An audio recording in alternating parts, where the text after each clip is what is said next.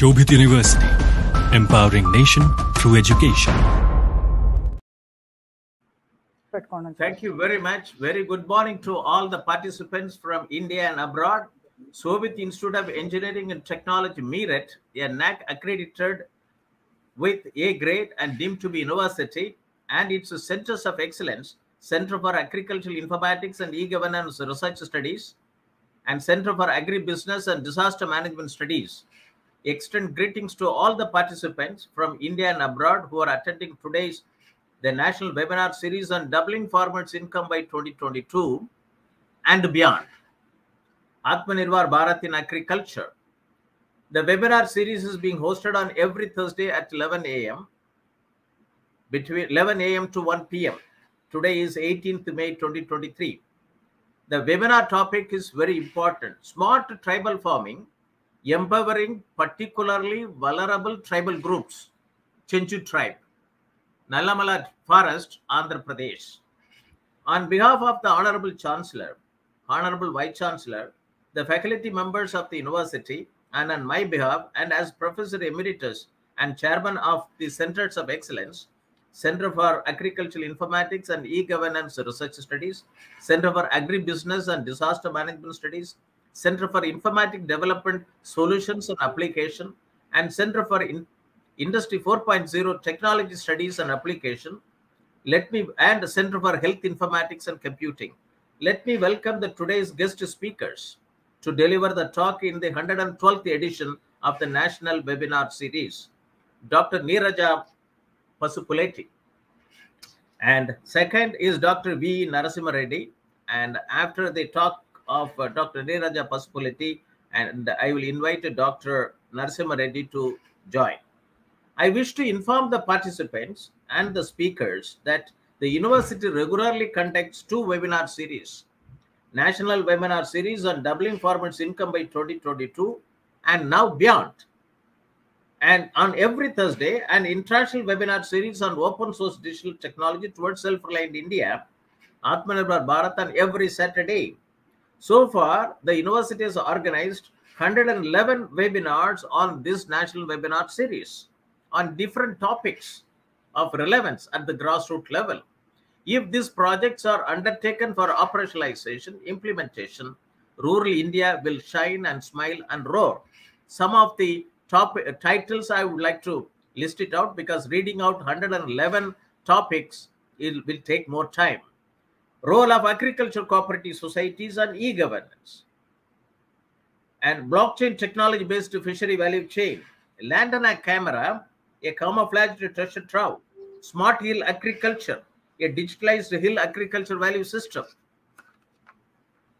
realizing the economic benefits of agroforestry, role of technologies in mitigating crop risk, smart tribal agriculture, optimizing value chain, integrated mariculture, aquaponics, and precision agriculture, and weather decision technologies for increasing farm income, digital agri-tech and industry perspective, how to generate additional profit via simple, attractive approaches in farm produce, and closing the nutrient loop, phosphorus management in protein farming, improving nutrient use efficiency and farm productivity, empowering farmers through extension and knowledge dissemination, manufacture and application of biochar for increased soil fertility and crop productivity, sustainable integration of livestock with agriculture for farm income increase,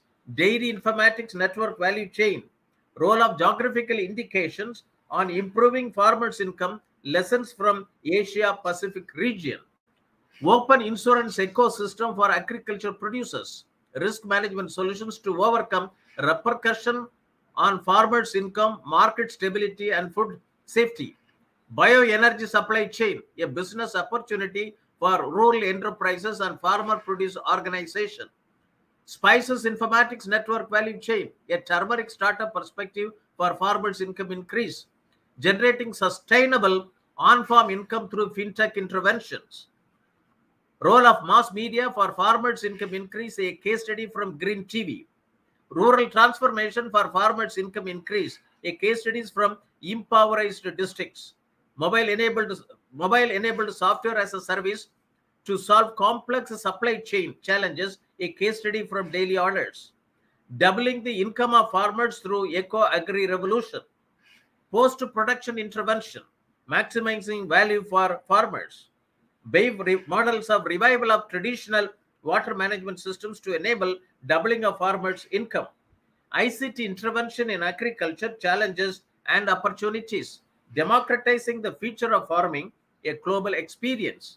Agricultural income pathway, strengthening links between agricultural activities and nutrition outcome. Technology, education, research, and rehabilitation for the environment. Model Village Development Program, a case study from Maharashtra. Market-driven agriculture, a need for development of crop-specific strategies at block level. Farmers' collective and value addition, powerful business model for income increase for small and marginal farmers. Small-scale fisheries and their contribution to rural livelihoods. Agriculture marketing in India, defects therein and remedial measures. Agricultural exports management, imperatives of integrating with the global value chain at the earliest. Agriculture value chain, challenges and opportunities. Mushroom cultivation, a way towards self-reliance from agriculture waste and providing nutritional food security to the nation. Doubling of tribal families through value chain intervention on minor forest producers. A case study of custard apple value chain from Udaipur, Rajasthan. Doubling of farmers' income through integrated agriculture value chain. Potential role of minor fruits in achieving nutritional and livelihood security. One district, one product informatics network value chain, the key to unlocking India's potential of agriculture exports. Village e-commerce, challenges, barriers, and potentials in rural India. Food value chain, issues, challenges, and potential.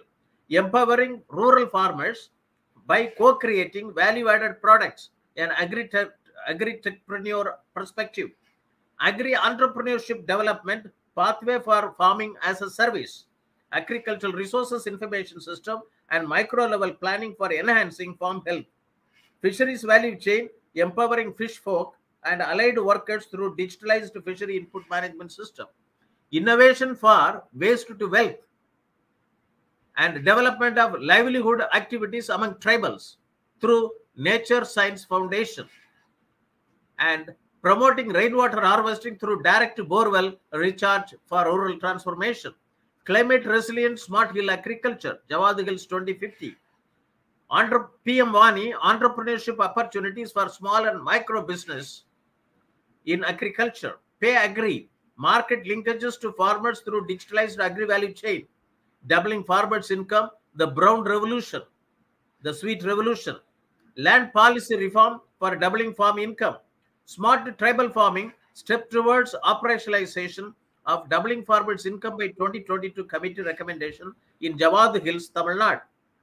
Digital health informatics network value chain in tribal villages. Case study from Palghar district, Maharashtra. Organic farming, key to doubling farmers' income. And today is 112th edition. On a very important topic, smart tribal farming, empowering particularly vulnerable tribal groups, CHENCHU tribe, Nallamala forest. Dear participants, you see the key word, small tribal, smart farming, tribal community, empowering particularly vulnerable tribal groups, CHENCHU tribe, Nallamala forest, Andhra Pradesh. To develop any sector of economy, a nation essentially needs four main synchronized intervention, namely enabling policy environment, state-of-the-art technologies, financing mechanism, entrepreneurship capacity. These 4 interventions should be synchronized at the grassroots level. India is a land of villages. Acharya Vinoba Bhave said, India is largely an agricultural country and a country of villages, more than 6.25 lakh villages. Agriculture is the main source of food, employment, and income for 70 to 80% of the people suffering from hunger in developing countries. And in India, according to 2011 Census of India, as per the report findings from the Council on Energy, Environment, Water's recent climate vulnerability index, 463 of India's districts are home to 968 million people. They are extremely vulnerable to climate events. 463 districts, 968 million people. Farmers of India are facing multidimensional problem, price fluctuation, debt, lack of infrastructure, and weather. And, Honorable Prime Minister Shri Narendra Modi at the 7th Governing Council meeting of Niti Aayog held on 7th August 2022, he said in the opening address, I quote, he stressed the need to focus on modernized agriculture, animal husbandry, and food processing to become self-sufficient and global leader in the agriculture. We have the recommendations from the popularly known as Dr. Ashok Dalwai Committee report on doubling farmers' income by 2022. I was closely associated with this report. I chaired 2 subgroups, Volume 11 and Volume 12B. Volume 11 titled Empowering the Farmers Through Extension and Knowledge Dissemination, and Volume 12B is Digital Technology in Agriculture. This talks about 7 mission mode projects for digitalization of Indian agriculture system. First category is to bring in irrigated area, smart irrigated system, synergization of all government schemes at the village level, and smart rainfed system. And the third one we introduced, smart tribal system. Smart tribal system, tribal farming. And many people asked me that why, Professor Moni, you introduced smart tribal farming when we have smart tribal subplan, I know tribal subplan we hear, and I don't know whether it is a tribal plan or it is a subplan, where it has gone, what work they have done it on agriculture, it has to be demonstrated. And if now with the smart tribal farming, Digital India will bring in, its impact on tribal agriculture. So I'm very happy that, we have taken it up. So with the Institute of Engineering Technology, along with the national, NGOs like Village Renewal Organization and the Cluster University Kurnool have taken up pilot projects for smart tribal farming in identified tribal cluster of 10 villages in, tribal area. And then digitalized agromet advisories and agriculture risk management solution. Digitalized agriculture resources information system and micro-rural planning, and digitalized, value chain for 400 agriculture commodities, and then digitalized input access to digitalized access to inputs, technology, knowledge, skill, agricultural finance, marketing, and agribusiness management to farmers. Digitalized integrated land and water management, and digitalized farm health management for reduction of farmers' loss. These 7 mission mode programs can absorb any number of IT people.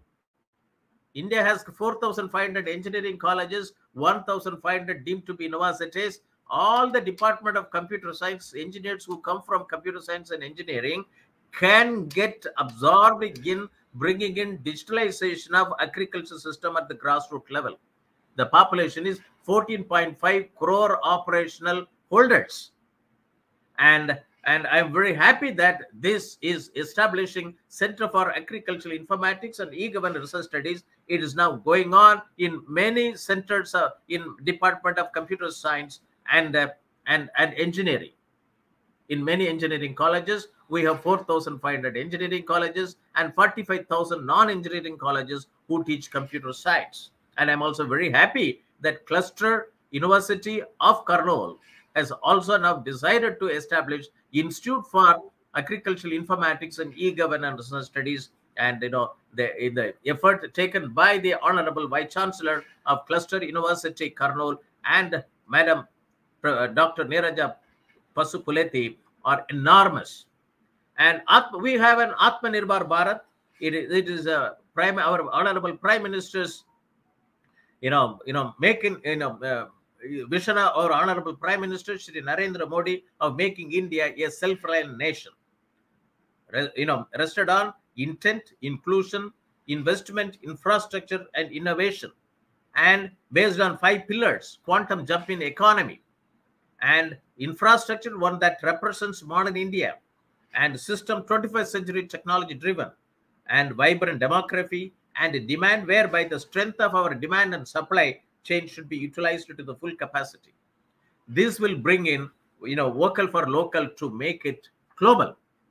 And India's budget 2023-24 and its Saptarishi priorities. It talks about digital public infrastructure for agriculture based on open source, open standard, and interoperable public goods that will develop farmer-centric solutions for crop planning. And also a landmark first step towards Modi's government's commitment to net zero 2070. Net zero 2070. Despite rapid industrialization, agriculture remains one of the key areas of employment generation in rural India. And in view of this fact, the Indian budget 2023-24 has tried to revolutionize the sector by encouraging agri-startups and natural farming. And we have sustainable development goals, 17 goals, and 169 targets to be achieved. And Agenda 2030 gives the future we want. And smart tribal farming, empowering the particularly vulnerable tribal groups, CHENCHU tribe, Nallamala forest, Andhra Pradesh.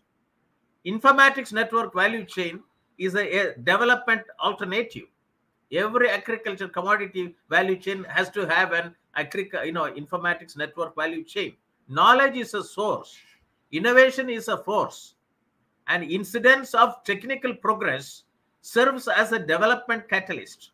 At grassroots level, it is an emancipated happening that the general public, development officials, and research scientists are not adequately aware of central sector scheme, centrally sponsored scheme, and state sector scheme, and local government scheme meant for their village. So this is being addressed by the Doubling Farmers' Income by 2022 report. And I was quite involved in establishing digital network for farmers, informatics blueprint for improving agriculture productivity and sustainable rural livelihood since 1987 and 1995. In search of developing a business model for connecting farmers to the consumers, several small and medium enterprises and startups, mostly through e-marketing of agricultural produce, has come up with a considerable success, notwithstanding many failures as well. While most of the agri-tech startups are struggling to sell their service or products, which touch only a very small part of the value chain, SMEs and startups, which are mostly SMEs, engaged in the entire value chain, connecting farmers to the consumers, have all ingredients to scale up their initially successful operations. Government of India has announced one district, one product scheme in 2020 that creates an environment that promotes innovation and application of technology in the district to be competitive with the international and domestic markets and facilitates India become a global hub for food industry. One district, one product, informatics network value chain is the key to unlocking India's potential agri-exports in 739 districts. Pradhan Mantri, particularly vulnerable tribal groups, Development Mission 2023. Ministry of Tribal Affairs has initiated development initiative in tribal-dominated states to start a phased transformation of program across 1.45 lakh tribal villages, with more than 25% of the tribal population, to convert them into model villages. And the new program, Pradhan Mantri Adi Aadhar Skram Yojana, would be initiated across India in multiple phases. The first phase will include 36,248 villages with at least 50% tribal population. Main objective of the ministry is to provide more focused approach on the integrated socio-economic development of the scheduled tribe. The government of India has announced in its budget 2023-24 Pradhan Mantri, particularly vulnerable tribal groups, mission as a part of reaching the last mile. One of the 7 Saptarishi priorities to benefit about 75 particularly vulnerable tribal groups in India with a budget outlay of 15,000 crores in the next 3 years. Under the Development Action Plan for Tribal Scheduled Tribes on basic facilities such as safe housing, clean drinking water and sanitation, improved access to education, health and nutrition, road, telecom connectivity, and sustainable livelihood opportunities. Smart and collaborative agriculture is the way of the future, and future of farming will be mostly based on extensive research and development in the areas of genomics, robotics, informatics, and nanotechnology. And such intensification is being witnessed now. It is professed that an agricultural system, research system, input system, production system, and output system built in with the effective ICT-enabled information system is capable of delivering services in Indian local languages for enhancing agricultural production, productivity, and income rise. Adoption of Industry 4.0 in agriculture paves the way forward for collaborative farming. Agribusiness continues to be a powerful growth engine for the Indian economy. Micro, small, and medium enterprises will play a key role in the segment, reaping the fruits of plethora of opportunities in the segment. The emerging technologies influencing the growth of Indian agribusiness industries are farming as a service and digital agriculture. Smart agribusiness refers to application of digital technologies to improve efficiency of all the stakeholders. Agroecological and sustainable agriculture. Agroecological farmers practice sustainable farming tactics that focus on protecting natural resource and land while yielding as much crop as possible. Budget 2023 gives a boost to natural farming. An eco-farming revolution is taking place. Food is a taste and nourishment. Food is family and culture. Food is science, identity, and religion. Food is a connection. But do we know where our food comes from? How it is grown? By whom? The answer is a revolution in ecological farming. 7 basic principles of eco-farming: food sovereignty, rewarding rural livelihoods, smarter food production and yields, biodiversity and sustainable soil, ecological pest protection and food resilience, regenerative agriculture and permaculture are being talked about it. National level cooperative societies on organic farming exports will help raise the farmers' income. Nallamala forest and CHENCHU tribes. Many CHENCHUs live in a sparse and deciduous Nallamala forest of Telangana and Andhra Pradesh. The CHENCHUs are referred to as one of the primitive tribal groups that are still dependent on forest and do not cultivate land but hunt for living. The CHENCHUs are a Dravidian tribe, a designated scheduled tribe in the Indian states of Andhra Pradesh, Telangana, Karnataka, and Odisha. The CHENCHUs have responded unenthusiastically to government efforts to induce them to take up agriculture themselves. The CHENCHUs have responded unenthusiastically to government efforts to induce them to take up agriculture themselves. The higher ranges of Amrabat Plateau are pure, dense forest and are almost exclusively inhabited by the CHENCHU. A market economy and sophisticated machinery are totally absent from this group of hunters and gatherers. According to the synopsis of the speakers, CHENCHU are one among these groups who are deprived of basic needs even after 75 years of independence. It is a high time to empower the PVTG, the particularly vulnerable tribal groups, the CHENCHU tribe, which is possible only through smart tribal farming. Forest produce are wealth of the nation, and the value addition to the forest produce will enhance income generation opportunities for the tribes.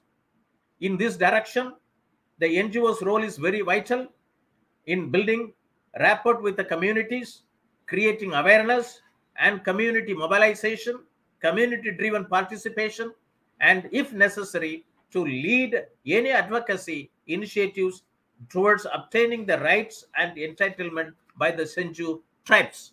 To achieve the targets of smart tribal farming and sustainable development, setting up forest produce councils under the supervision of NGOs will yield good results.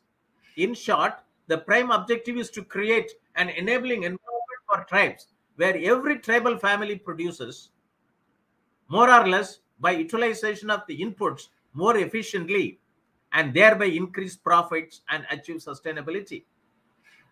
Through the state-assured policy-level supports with the allocation of resources and also by introducing latest smart technologies and innovative practices, the smart tribal farming concept would definitely enhance the social positions and economic status of the CHENCHU tribes in Nallamala forest area of Andhra Pradesh. In addition, the outlines of this talk will include introduction of tribes, anthropology of CHENCHU tribe, action plan for empowerment, and value addition to the forest produce. And I will now let us now turn to the address by Dr. Neeraja Pasupuleti and next Dr. Narasimha Reddy.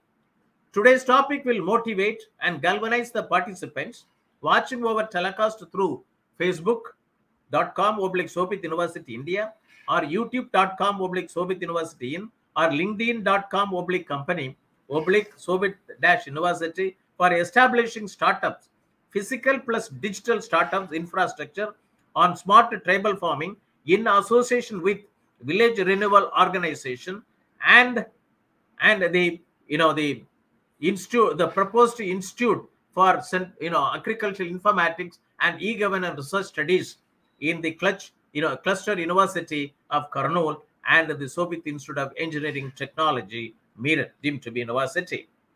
Let us, for facilitating agricultural and rural transformation in India's tribal village, let us unlock the opportunities in India at the earliest. Let me introduce the guest speaker. First, Dr. Neeraja Pasupuleti.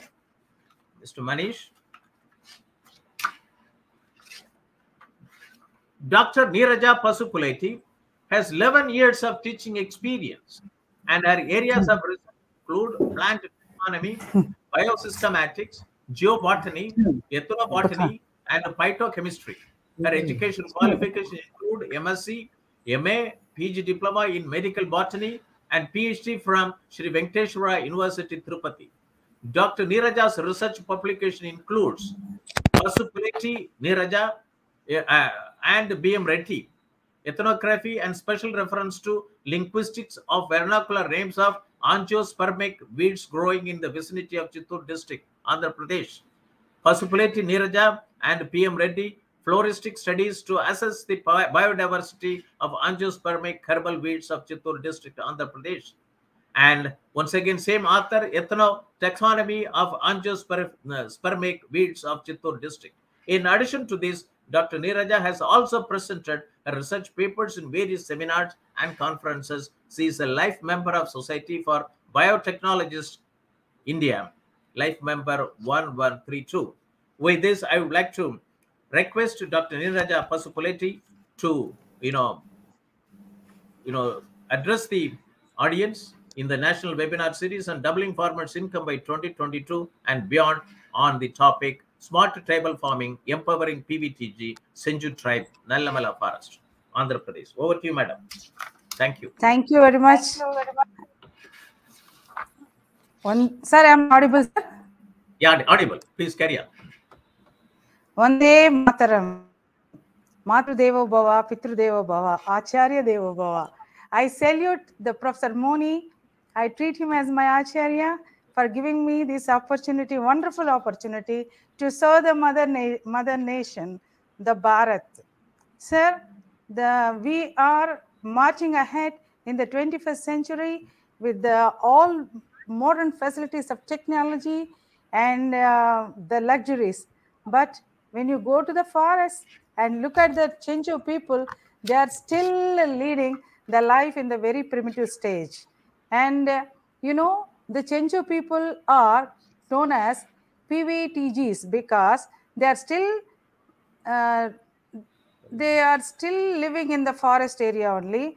They are not in a position to cultivate, to eat for themselves. So these CHENCHU tribe, they are known as the aboriginal tribe, and we call them as CHENCHUs because they live under the shade of the tree. That's why they are known as CHENCHUs. Another thing is, the food is the culture, you said earlier, sir. So their food is chunchu, the mouse. So thus, they got the lineage from another tribe known as Yanadis. Yanadi tribe was also. But the basic difference between Yanadis and the CHENCHUs is that the CHENCHUs, they got very short stature. Sir, how to move this slide, sir? Just like this? Shall I move the slide? Nice. Okay, sir. Yes. You just click on the sir. screen. Thank you, sir. Thank you, sir. Sit here. Sir, these CHENCHUs, they eat the, what you call mouse, and the Anadis also, they eat the mouse. And my fascination towards them is, they live in the nature of mother's lap. So they are the best conservators. You know very well, nation wealth is the forest. And they are the protectors and the guardians of the forest, but they are still in the primitive stage. That's why if we, spare a few minutes and think about their welfare, certainly their smart tribal farming will be the answer for them. The empowering PVTGs is the need of the world. And these CHENCHUs, they live in the dense Nallamala forests of Andhra Pradesh. And the CHENCHUs are the only people living in the companies of tigers and the wild animals. CHENCHUs never cut green trees for fuel wood. This is very interesting.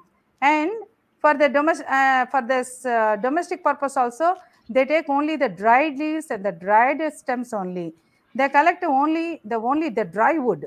They also hunt only the very small animals. It is very surprising to know they eat only the lizards and the rabbits. So being ethnobotanists, their lifestyle and their anthropology is very dear to my heart. And they are still leading a life of the cave dwellers. And while collecting the tubers also, they collect only small portion and leave the rest for the next season to come.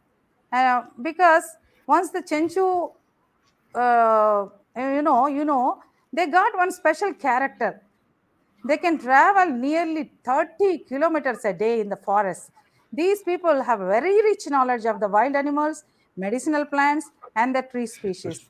And the sad thing, through this platform, I would like to request the government of India that if at all we want to do the empowerment, we should not dislocate them from their native place. That is the reason still very small pockets of CHENCHUs are living inside the tiger reserves area, and they are known as the Deva CHENCHUs. So, the India is a land of unity in diversity. And according to the 2021 census, out of the whole population, 8.6% are the tribes, and they count around 1.4 million tribal populations, and the poverty level is very high. The population is less, but their poverty levels are almost half. That means 45 to 45.3%. And in India, we have 645 tribes. Out of them, 75 are PVTG. It's very unfortunate to see these figures. And coming to the this Andhra Pradesh, 342 tribes, and out of that, the PVTGs are 12, and the CHENCHUs come under that category. And before I jump into the next part of that one, I want to give you a list of the this PVTGs present in Andhra Pradesh. So Bodo Gadapa, CHENCHU, Kutab Gadapa, Kolam, Konda Saravas, and then Perinai Saravas, Bodo Porjas, Dongrias, Konda Porjas, Konda Reddys, and Kutia Gons and Toti. So these Chenchus and Konda Reddys are very favorite to me because they preserve the nature. They are the forest gods. And coming to the types of Chenchus, I have already mentioned that the Chenchus, even the Professor Moni has said, these Chenchu people are scattered all over Telangana, not Tamil Nadu, because their cousins, the Anadis are there, and they are related to the Yerlas of Tamil Nadu also. But the lineage is the Yerlas and the Anadis because they eat the mouse through the food habit. Now, these people who are present in the Chenchu, this Nallamala forest, they were driven out in the name of development. So then these people who moved away reached the Orissa, then Karnataka, and then Telangana. The pockets who remained inside the forest, deep forests of Nallamala are known as Devachenchus, and who live on both sides of the river Krishna are known as Krishna Chenchus, and those people who live in the outskirts of our towns and villages are known as Ura Chenchus, and Bonta Chenchus. They move from one place to another place. That is the brief anthropology about this one. And this is the Nallamala forest. By looking at the picture, we can conclude that this is the site of wealth. So, when I applied for the forest department for the permission, they have conducted the inquiry on me because the reason is inside there are many treasures. So they wanted to know any person who is searching for that this treasure is behind. So I told them the purpose of permission is just scientific study and empowering the Chenchus of that region. So then they have processed my permission. It is almost in the processing stage. And here, the peculiar part here is that we have plenty of water resource, and this is the treasure of the nation, the medicinal plants. So these Chenchus, in the beginning, I told you, they can walk up to 30 kilometers. They won't come out. They don't know the agriculture. So as the civilization moved, first and the foremost thing is the agriculture. They know how to cultivate the food grains for themselves. And see the pathetic condition, they cannot produce the food grains for their own purpose. They depend on the forest produce. They dig out the tubers. They live on the tubers, the lizards, and the saddest part is they are depending on the intoxicating drinks made from the flowers of certain trees. So the government has given them a permission of holding 5 liters of this liquor with them. So in the evening they drink. That is the saddest part. And another important thing is they are infested with the malaria. So that's why they are very thin and they are suffering with the malnutrition. And next, the many maternal deaths are noticed. But the corona has touched the whole world, but the corona has not killed a single Chenchu of the Nallamala forest. This is very interesting one. So these Chenchus, basically, they are aboriginal and semi-nomadic, and they gather the forest produce and the hunters. Even now also, they carry the bows and arrows. And being ethnobotanist, I paid several ethnobotanical surveys to this area, and I came across the family. The family, they live in groups. The groups are known as Gudam, and they are very close-knit families. And the wife and husband, we cannot see them separated. They go together into the forest for fetching their forest produce, and they feel that wife is their property. And coming to the ethics and all, they feel they're highly courageous and the warriors, and even the Lord Narasimha is afraid of them because they have married. He has married their daughter CHENCHU Lakshmi. That's why these people live in Nallamala forest, and because of their courage and their this Lord has afraid of them, and he ran away to Erramala forest in the Ahobilam range. So that is their way of thinking.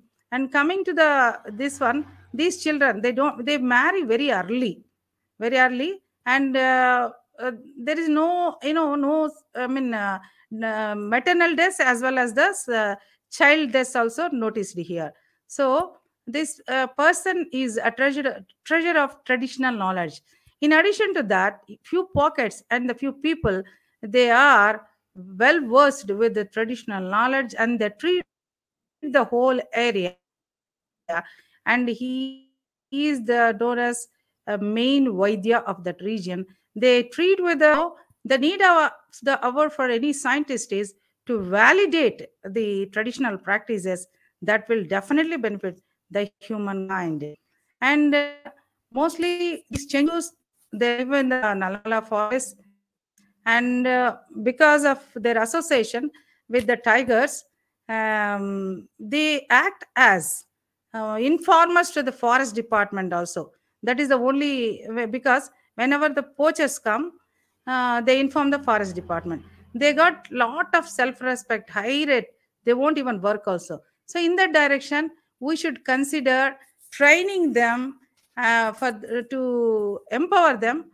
We have to look into their psychology, mentality, and their requirements, everything to be taken into consideration before formalizing any strategy for the empowerment.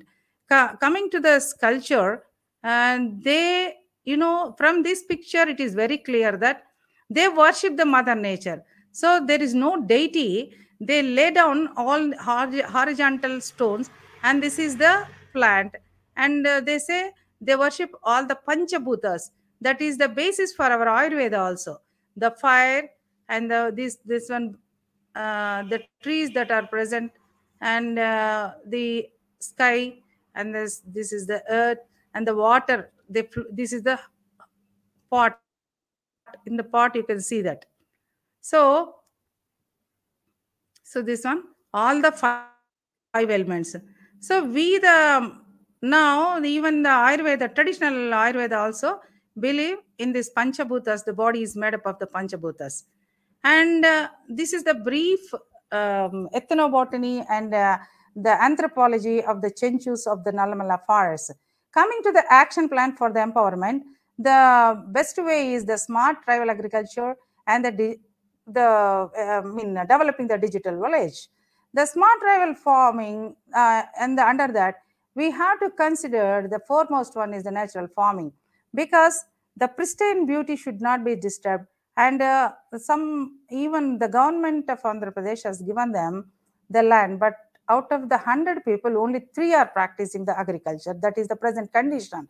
So we have to convince them, because they're afraid that if they start doing, they'll be thrown out of that environment. So before planning for any empowerment programs, we should take into consideration, we should not disturb them from their native position. That's my appeal also, because they are the treasure house of the knowledge, traditional knowledge, as well as they are the protectors of the forest.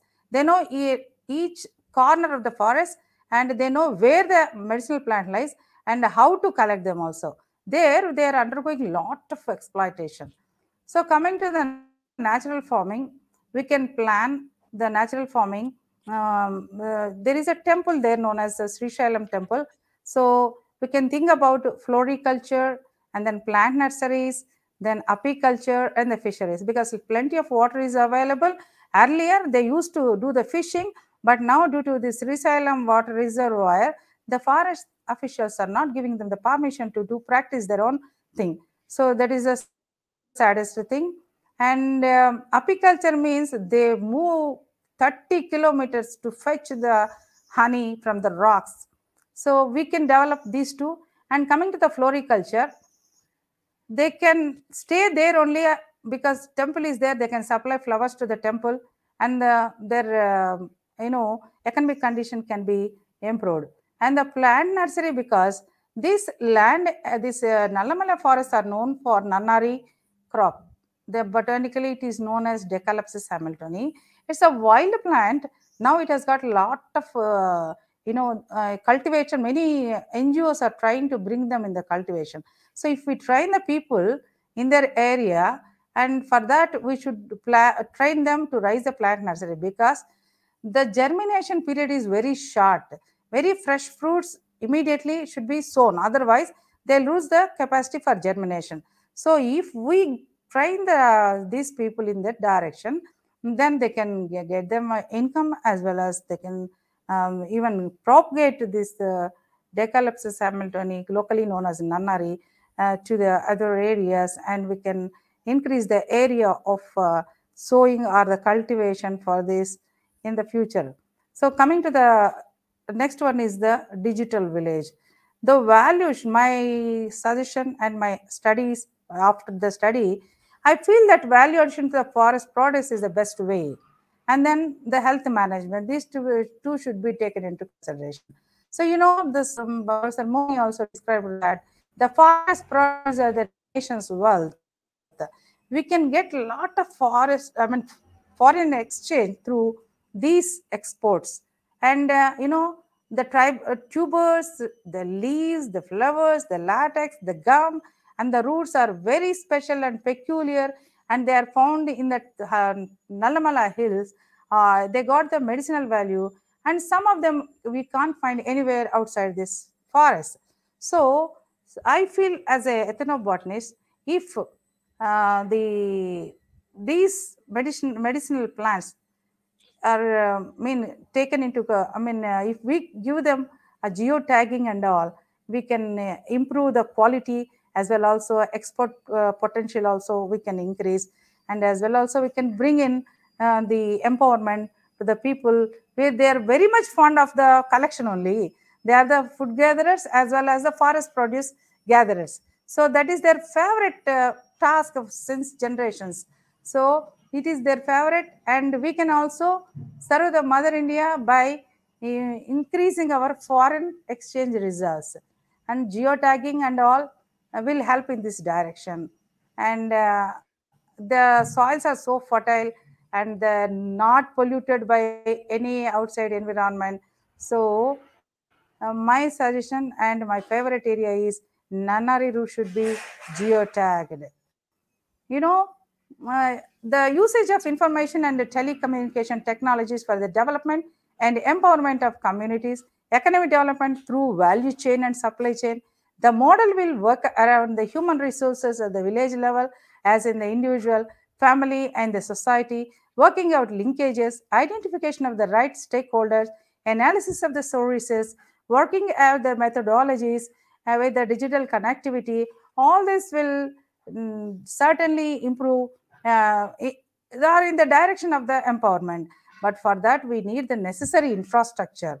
So if we concentrate on necessary infrastructure, like they collect the forest produce, that means forest produce should be given, value addition should be given by processing them. For example, just like that means the collected leaves can be shade dried, packed. So if we give them the solar dryers, then we can improve the value addition, and even the price also goes high. So what they are doing is they simply collect and dump that in this tribal agencies, where they are getting very cheaper rates for that. And next one is, if we have the collaboration with the companies like Dover and all in this connection, and if we plan the value addition through the processing, where very simple infrastructure is necessary, so that we can improve and empower the CHENCHUs with their own favorite occupation. And they got a lot of passion for their own creation. If you talk to them, they'll spring. They say, madam, within 2 minutes, we will get you the tuber. Within 1 minute, we'll get you the flower, which has got a special feature like that. So we can empower them by improving the infrastructure facilities and by adding the value addition to the forest produce. And another thing is, this area is rich with nannari. It is botanically known as Decalepsis hamiltoni. And for the identification, as a botanist, I thought how I identified the plant, scientifically, I wanted to keep that in the slide. So these are the roots. So these got these are the roots. They are useful for making the drink, and they come from these the seeds. So when it falls, it breaks open. See, it's a follicle, and usually you will come across one fruit. See this, it is also special in this way. And the 2-3 days only they got that capacity for germination. In that direction, we should plan a plant nursery. And these are this one. So I prepared the drink at my home with the nannari, and I wanted to keep that in this one. And many, even scientifically also, many health benefits have been proved, and many papers are there. Health benefits of the nannari root concentrate. They are the immunity builders. Then there is a cancer remedy. Keep away from arthritis pains.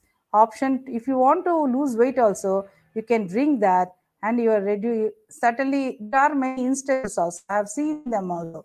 So, detoxifies the body, piles cure for the stomach-related issues. Summer, especially, it's a summer drink. Even I enjoy that. And best skincare product, many things. So, if we concentrate and train them by raising the plant nursery and bring them into the cultivation, then if you do the value addition, collect this one and prepare this extracts, juices, then we can certainly we can empower them in a different way, and we can make this local drink into a global drink by giving the geotagging. And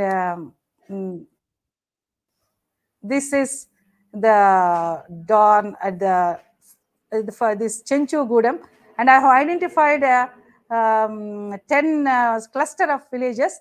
So I wanted to I captured this picture in the early morning, and if we work together under the guidance of the Professor Moni with an NGO organization like Dr. Narasimha Reddy, so I'm sure we can bring in the new dawn to the lives of the CHENCHUs who are still living in the primitive and the Stone Age. So thank you very much for giving me this opportunity. Namaste, Jai Hind. Okay, thank you. And let me now invite Dr. Narasimha Reddy to join. Mr. Manish. Mr. Manish, can you put him in the foreground? Okay. So very nice. Good, good morning and good afternoon, Dr. Narasimha Reddy. We had a wonderful presentation by Dr. Neeraja Pasupuleti. And yes. Mr. Manish, can you put his profile?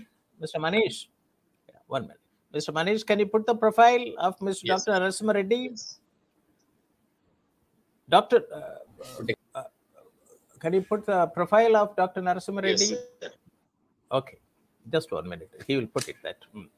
Meanwhile, I will read it out, and he will also display it so that it gets into the live record.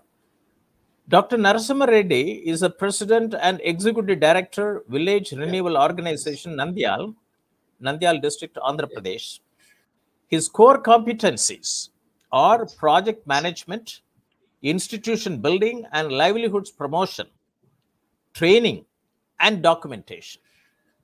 And it is for an NGO to have this core competency. I think Dr. Narasimha Reddy seems to be the one among many few in the country. And his professional experience include regional coordinator for in Guntur district, central coordinator of a Gram Shakti program, and project coordinator Tsunami Recovery Project, Save the Children Chennai, and additional project director Andhra Pradesh community-based tank management project, World Bank funded, and project manager, Andhra Pradesh flood recovery project. And he has received Best NGO award for Village Renewal Organization in recognition of its need-based rural development programs for continuously 6 years by the district collectors of Prakasam, Kurnool, and Nandyal for the year 2017, 18, 19, 21, 22, 23. And he did his PhD on CHENCHU tribes, socioeconomic life from Acharya Nagarjuna University, Kundur, Bachelor of Law, and Master of Social Work and Bachelor of Science. With this, I would like to request Dr. Narasimha Reddy to present his address to the audience of the National Webinar Series on Doubling Farmers' Income by 2022, and beyond, on a very important topic, empowering particularly vulnerable tribal groups, CHENCHU tribe, Nallamala forest, Andhra Pradesh, and moving towards smart tribal farming. And Dr. Neeraja Pasupuleti has given a wonderful action plan for empowering the CHENCHU tribes. And I am very much moved by the presentation which she has made it. And we are going to have a pilot project on smart tribal farming in association with Village Renewal Organization, very important name, and it is a meaningful name which he has given it. And then with the cluster University of Kurnool under the leadership of Dr. Neeraja Pasupuleti. And over to Dr. Narasimha Reddy. Over to you, sir. Yeah. Thank you, sir. Namaste. Thank you, sir, for this opportunity. It is my immense pleasure to collaborate with CAIRS through your leadership, and also to connect with Cluster University of Kurnool, Andhra Pradesh. And it is my pleasure that now our organization has been working for the past 1 decade exclusively with the CHENCHU tribal community in Andhra Pradesh. And we have done a lot of experiments through the community, how they participate and how that the participation leads to empowerment, how it will help them to achieve their entitlements through government. So all this kind of process we have been doing in the last 1 decade. And now it's the right time to focus more on enhancing their economic situation and improve their social positions through this innovative project coming up, Smart Tribal Farming, which is mainly aimed to empower the PVTGs and the CHENCHU, which is the one among the 12 PVTGs in Andhra Pradesh. So I think I would like to go through my presentation, which will run through about organization profile and what we have done so far, our initiatives, and what we will be doing in the coming days through our collaboration. And I request Manishji to do the project. Sir, kindly upload it again, sir. Click on the present and go to the slide. Maybe it is there or you have to upload it again.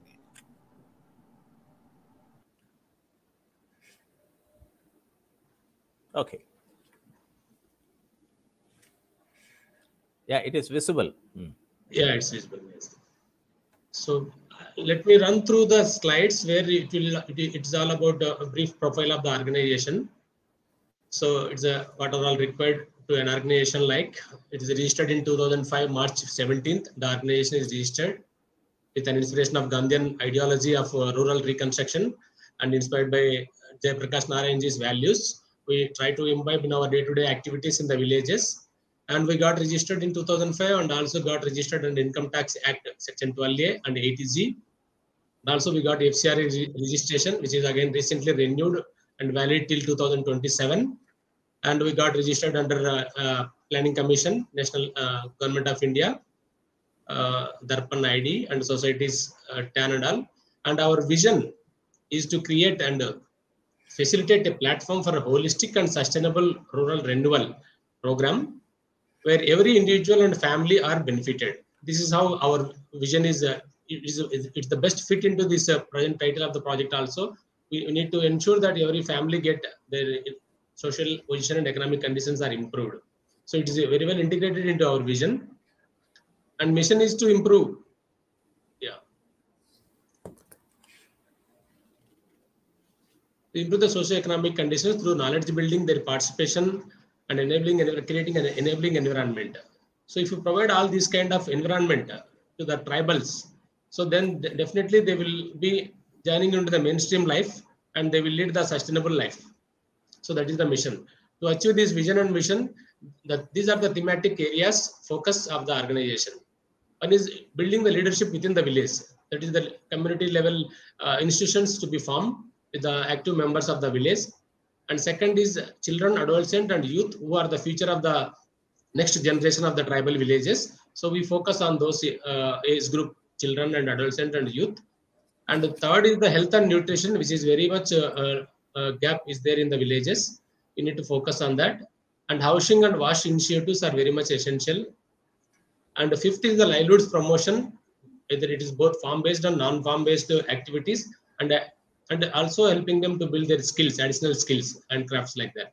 And natural farming management and disaster risk reduction, advocacy and lobbying for their entitlements and rights. So these are the core thematic areas of the organization. Overview of VRO's work, if you look at it, ours is the threefold approach. One is service-based, right-based, and community-based. Why it is threefold?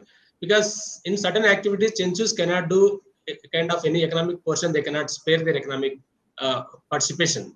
So in that case, we prefer to go with service-based approach. We help them to get rid of those underlying causes of the poverty. So by directly doing in a kind of service mode. And the second is the right-based approach.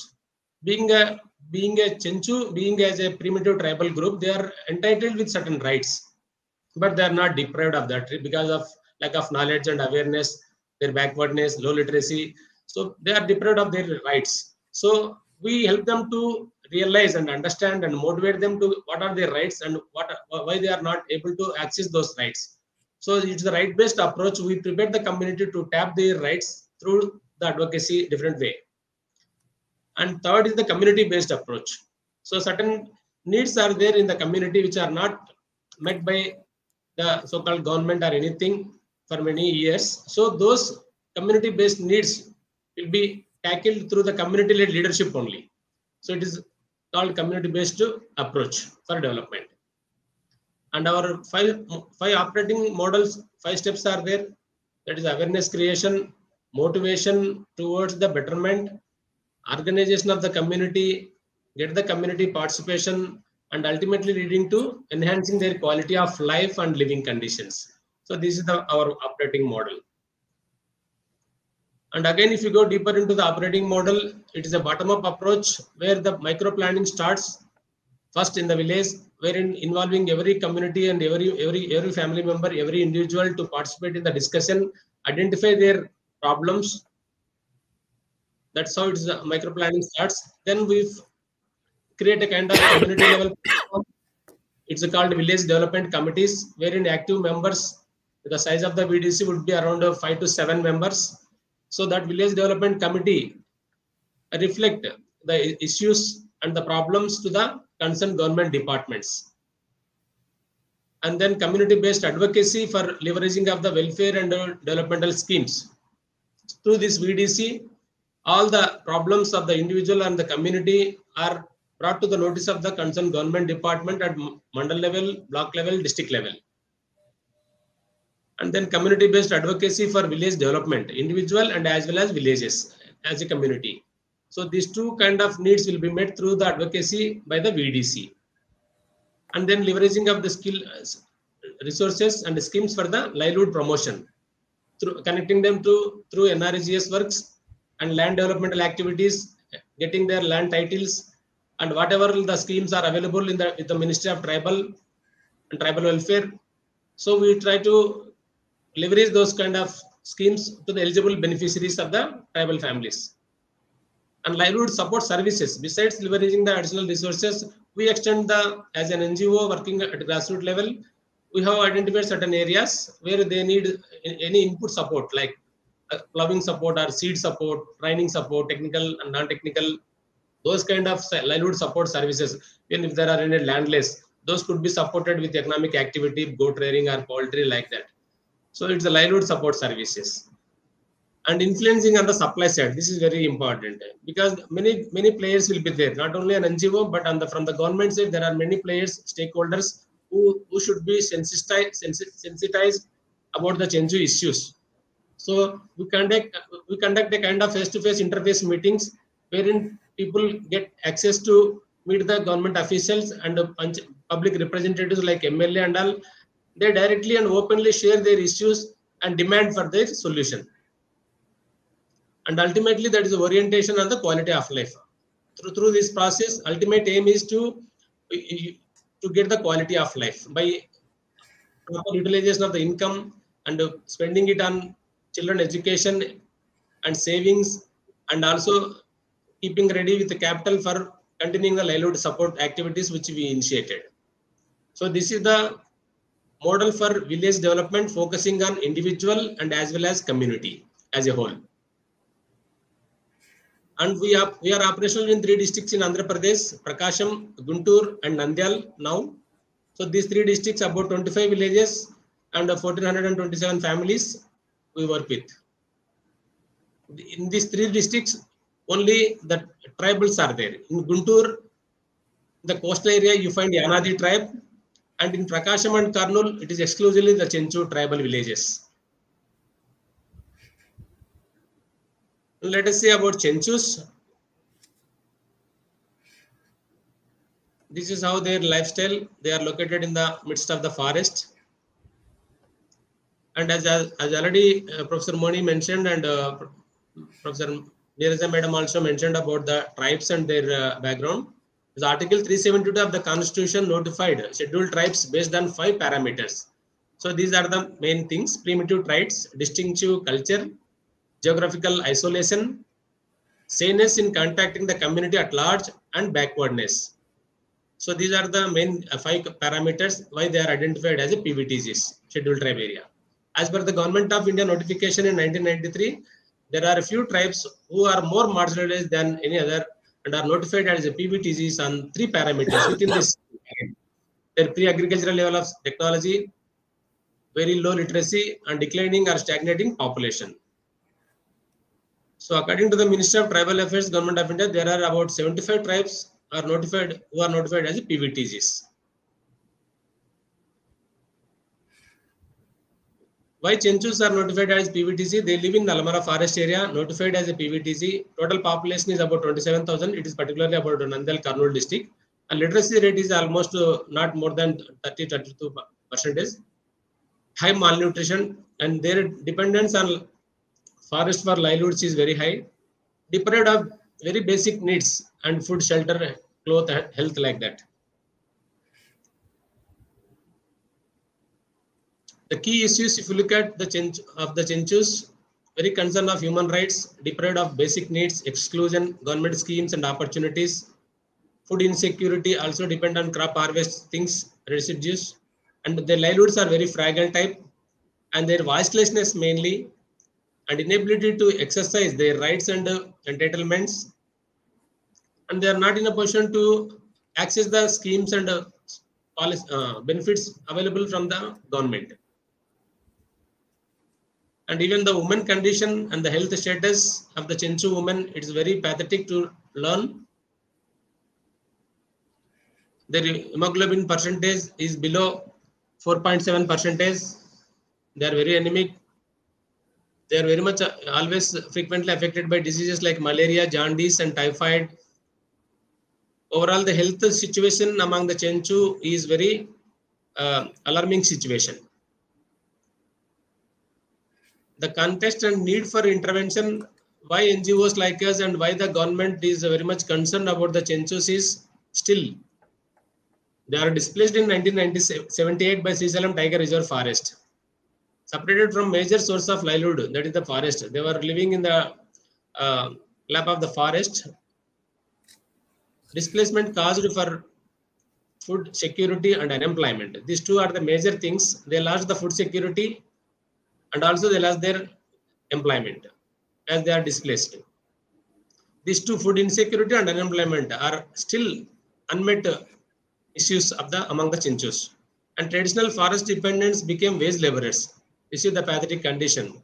They are now waiting for the NRSGA works or any other non-tribal, if they give opportunity to work as a laborers.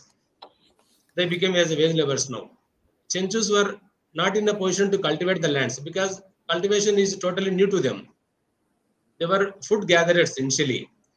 They were hunting and fulfilling their needs. But now it is a big challenge for them to take up cultivation and farming, as they have no other source of income except their dependence on forest is reduced.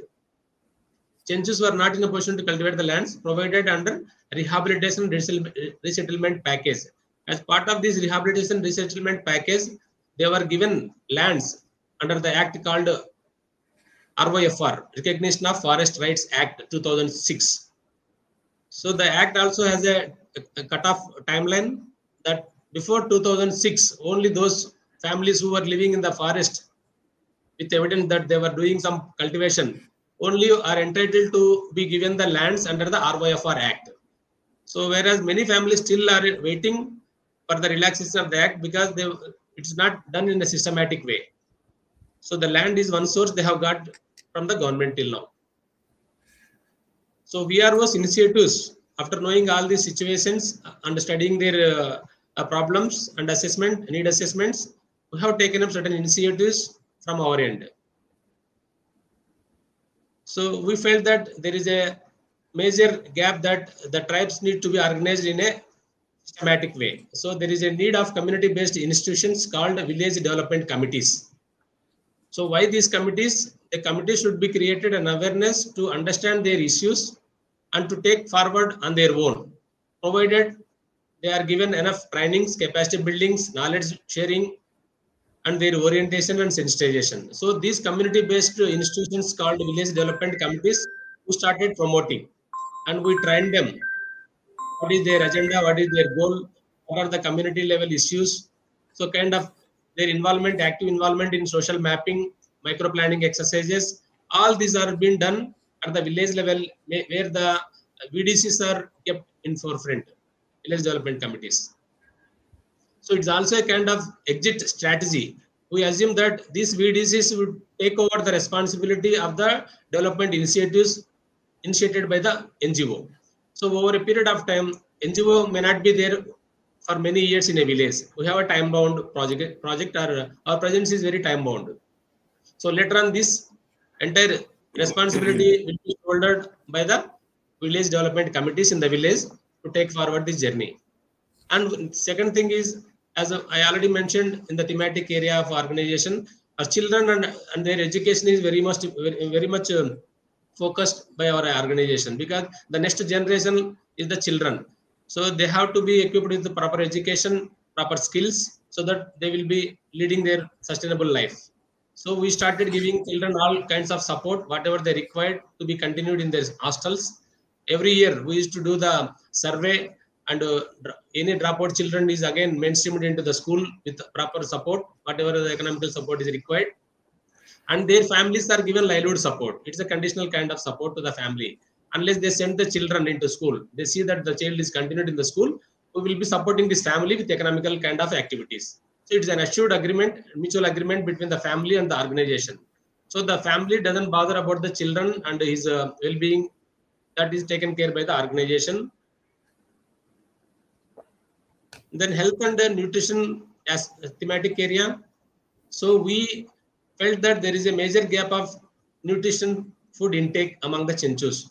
So we started raising backyard kitchen gardens by every family. So all the total villages wherever we work, it is a compulsory activity that every family must find a little piece of land next to their house, surrounding their house, maybe 1 cent or half cent. So that could be exclusively designated for their backyard kitchen garden. So we give them a kind of seed kit every year in the beginning of the monsoon season with 10 or 11 variety of seeds, combination of vegetables and leafy vegetables. So that family start taking care of the kitchen garden. Nutrition, we even call it as a nutri garden. So they will get access up to December, the rainy season. Maximum 6 months they could get access of vegetables on daily basis for their own consumption. If there is any excess also, they will be selling to others. So it is mandatory in all our project villages, so that we have seen also the result before and after the kitchen garden intervention. There is a lot of improvement in their health and overcome this anemic issue. issue of anemia and malnutrition have been overcome. And also we are into doing the shelter support, constructing the housing and sanitation, which was major gap even still today among the CHENCHU villages. So where there is no access to decent sanitation and proper shelter. So this is also one of the area we identified, and we have done our bit by constructing 65 houses in 2 villages, and also about 835 toilets, individual toilets to the families through Swachh Bharat Mission Gramin. We have collaborated with the Ministry of Rural Water Supply in the years 2016, 17 and 18, for which we have been given the Best Organization Award. We have done the high quality toilet construction and handing over to the community. Even the teams from Delhi and the state have come and visited and appreciated the local mental development officer and as well as the village renewal organization for this initiative. And also the housing under Indira Awas Yojana, we have been partnering with the State Housing Corporation Limited, and with by leveraging additional grants besides to the existing scheme grant, we were successful in mobilizing additional grant so that the house is built and handed over to the community. It was a very good partnership opportunity with the government and donor and organization. And coming to the agri-based livelihoods, so far 474 acres of wastelands are converted into wealth lands. So this is one of the major achievement of our organization in the last 1 decade.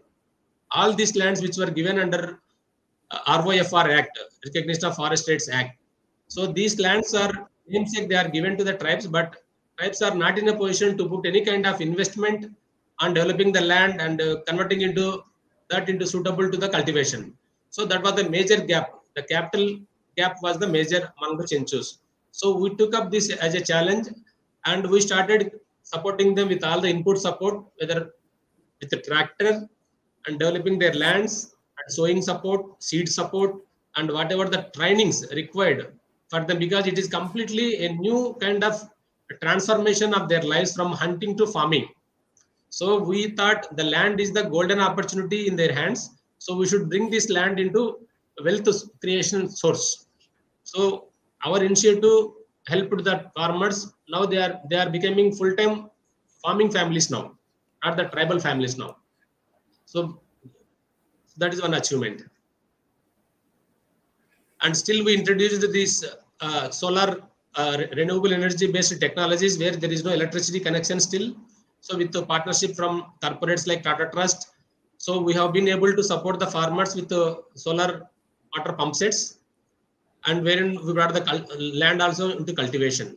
So because of this creation of irrigation facility, they are able to do more crops now per year. Earlier they were dependent on rain-fed cultivation. They are able to do now double crops cultivation also. So these are some of the land development initiatives, how they are supported. The lands, even it is the third picture below, is the convergence with NRGS.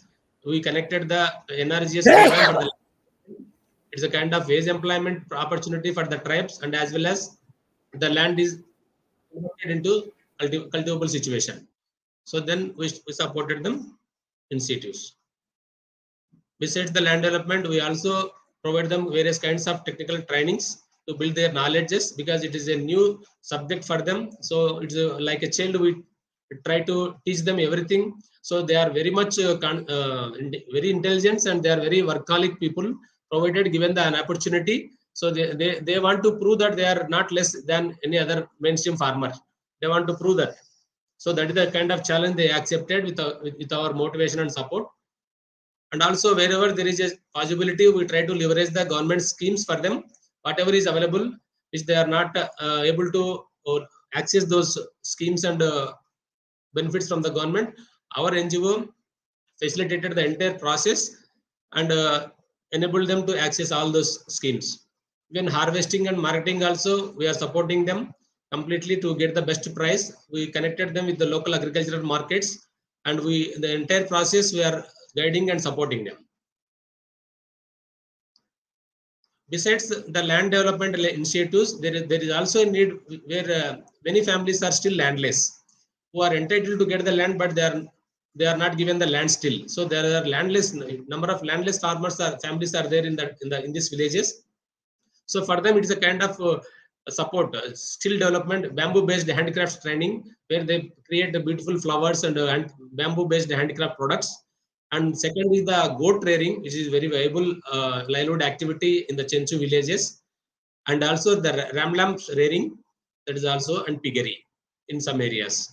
Mostly the goat rearing and lamb ram and the forest-based bamboo handcraft production making. So these are very suitable for the landless families of the tribes. And besides that, we do the lot of plantation activity in convergence with all the government schools and the community level panchayats. We distributed around 10,000 plants in the last 10 years, and they are all taken care by the panchayats now. And in every schools also, we have supported the number of plantation in the schools. And this is community-based natural farming. It is another intervention of the organization. We have been working in 4 gram panchayats in Atmagur Mandal, where this community-based natural farming program is going on. So this will be very helpful to replicate in the same model in our tribal villages also, exclusively using the natural farming methods.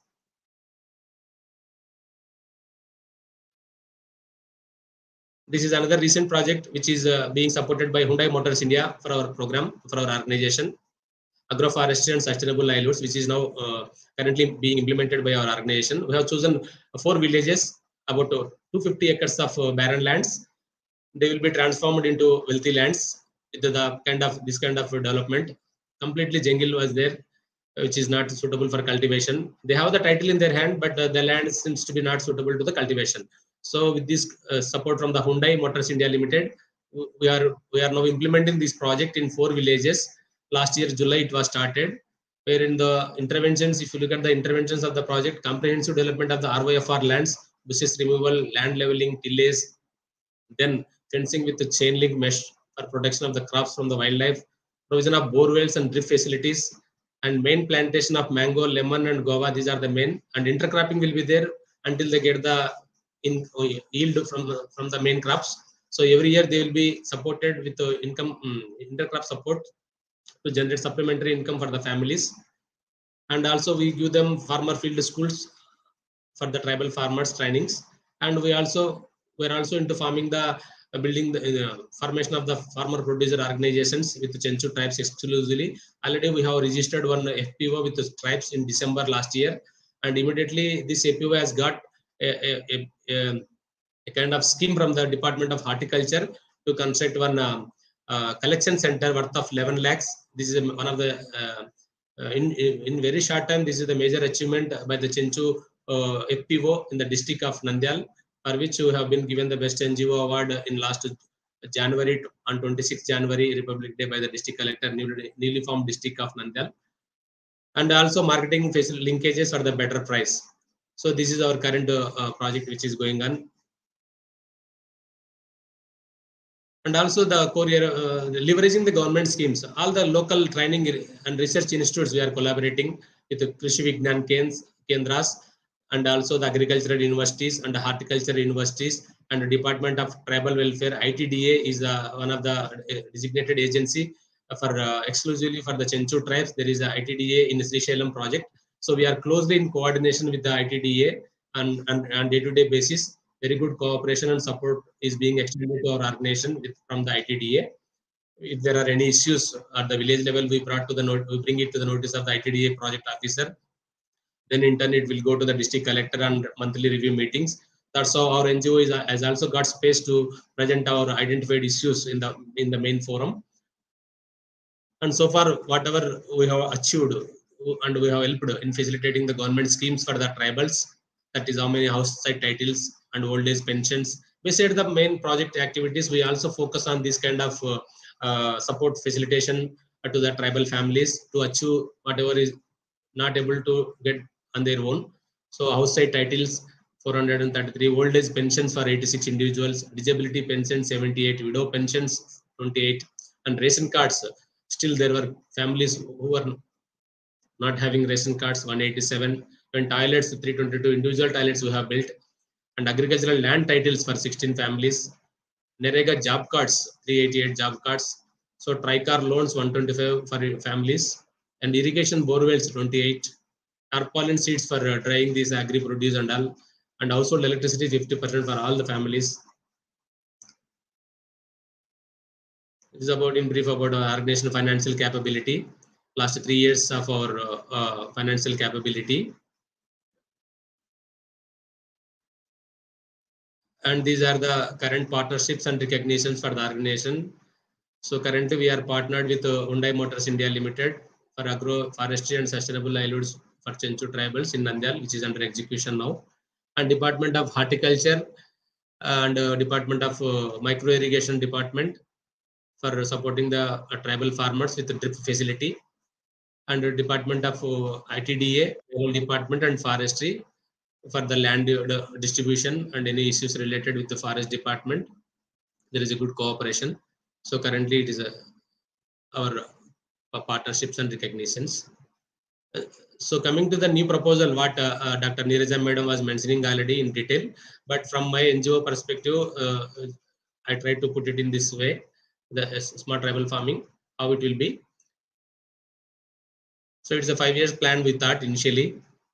So the project objectives could be, the first project is more about the smart tribal farming, to double the household income of CHENCHUs through smart farming and also strengthening their additional livelihood portfolio. Apart from smart tribal farming, they should have more than one livelihood options. So that's what we feel, that not to depend on one livelihood source. A family must have more than one livelihood options to have more income. So that is our observation and field. Also we felt that is the need of the hour, to promote smart farming as a sustainable livelihood opportunity for CHENCHU farmers and build their skills in sustainable agricultural practices,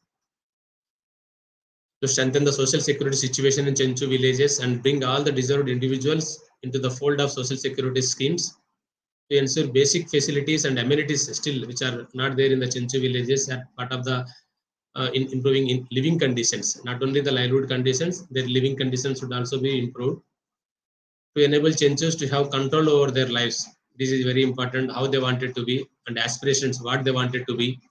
So it's a kind of main objective to orient them on that line. What are their aspirations, where they want to be and how they want to be. That thinking kind of process we want to initiate among these VDC members and any platform, any forum that is available in the villages. So we initiate this kind of discussions and take their participation, and we involve them to participate and open their opinion and interests. So because there is a culture of silence among the CHENCHUs, they won't freely open and they express their needs also. That is the situation where a culture of silence is very much prevailing among the CHENCHU tribes. So we need to make them speak about their issues, speak boldly and loudly. That is our one of the thing. So in align with the objectives, what I spoke in the previous slide. So these are the strategies to bring those objectives into reality. So the key results and the strategies and key results: broaden the livelihood portfolio of CHENCHUs by smart farming, micro enterprises support, and also by leveraging state and central government schemes. That it will be resulting into to increase the household income up to 1 lakh per annum and help the CHENCHUs to engage more number of livelihoods and value addition and marketing of forest and agri products. And second strategy could be the support of CHENCHUs for smart agricultural in their lands by providing capital, plowing support, and also by training on best agricultural practices. So to support this will be resulting in on directly 500 CHENCHU families adopt smart agricultural as a livelihood choice and learn and practice sustainable agricultural practices. And third strategy, connect and link the well-deserved CHENCHU individuals and families with all the appropriate social welfare schemes. This is to achieve the better social security among the CHENCHUs. To bring about, the result is to bring about 100% eligible individuals that they get access to those schemes into the fold of social security, because there are still some of families and individuals who are not able to access those welfare schemes. So that is a major thing. And represent the needs of the CHENCHUs villages and consistent follow up on leveraging government schemes to ensure their basic facilities. So the key result will be to ensure that at least 90% or 100, even 100% we can say, the CHENCHU villages to have basic facilities, water, road, electricity, community hall, Anganwadi, and health services to be accessible by all. So organize the CHENCHUs, the last strategies, into village development committees to build their awareness on their living conditions build their capacities to represent their needs, leverage schemes for the benefit of their own community on sustainable basis. So for this, the result will be to promote a strong and self-managed village development committees in every CHENCHU village, so that they become the platforms to collectively express their need and livelihood aspirations and to take a further way forward to realize the schemes and all.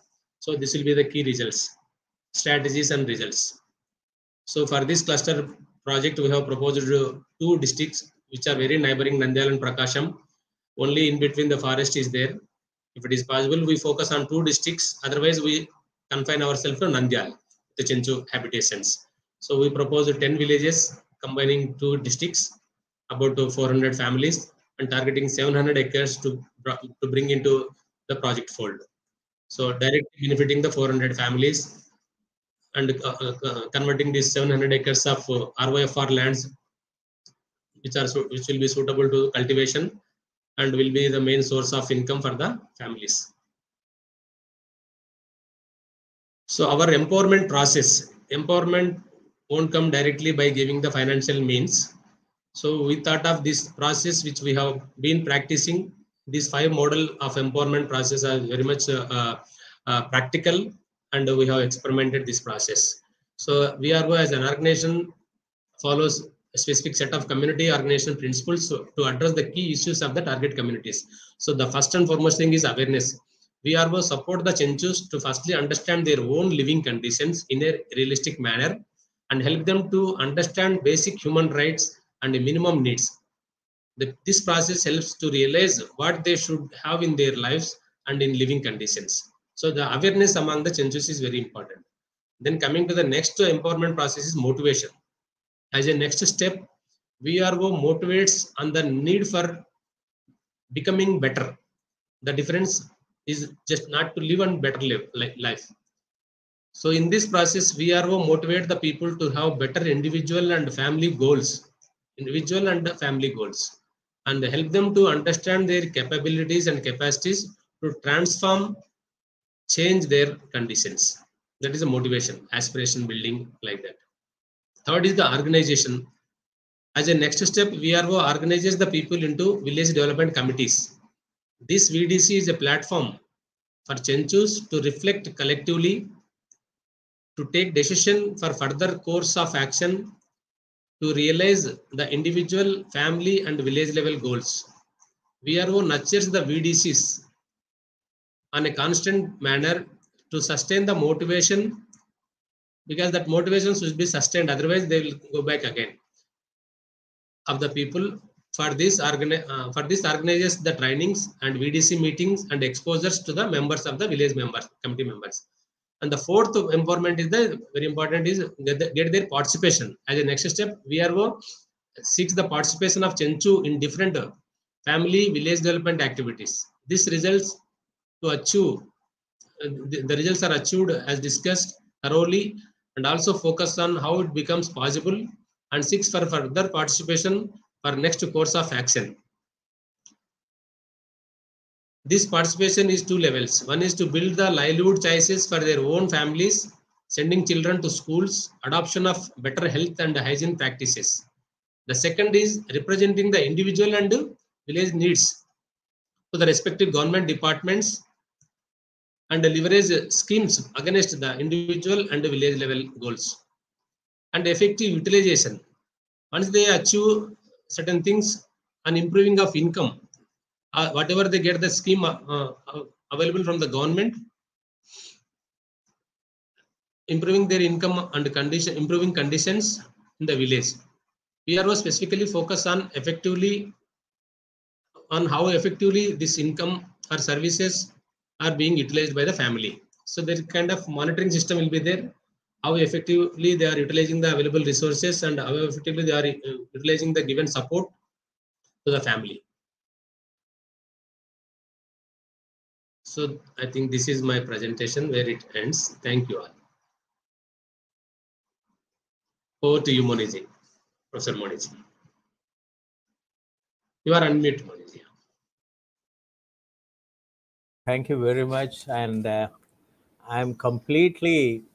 I was become silent when watching both the presentation, and it has given me energy, enough arms and ammunitions to move ahead the smart tribal farming project, which we initiated from the university in collaboration with a vibrant organization like yours, and also a research scientist and academician like Madam Neeraja,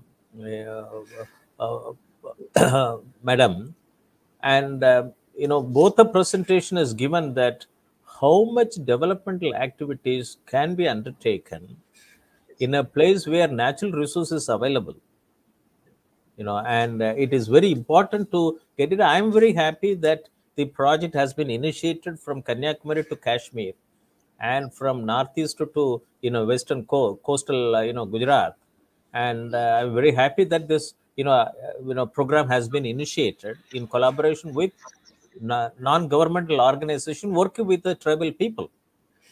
And if the government department wants to join, let them join. And that is then one, because I worked in government systems for total digitalization since 1987.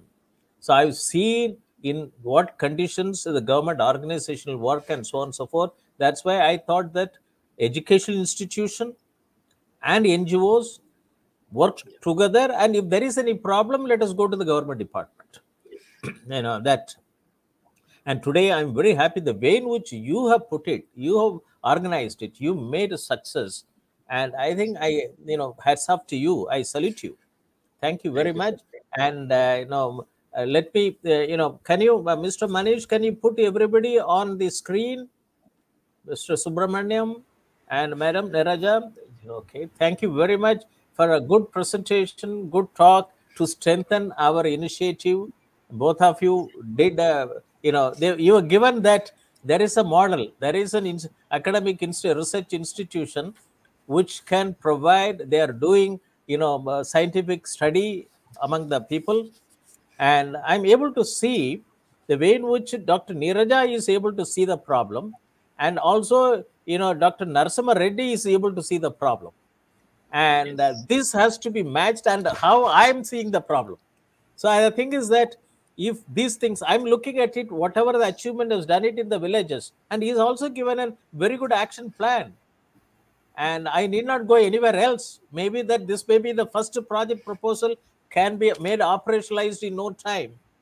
And a scientific input and NGO renewal program. The title itself is a renewal program. And then, and Center for Agricultural Informatics and e-government research studies and agribusiness and disaster management studies. And many of the area which you put it, and if you look at it, the Doubling Forward's Income Committee report, and also the digital technology and agriculture, where I was closely associated, the 7 measurement program talks this only, how to adopt to digitalization.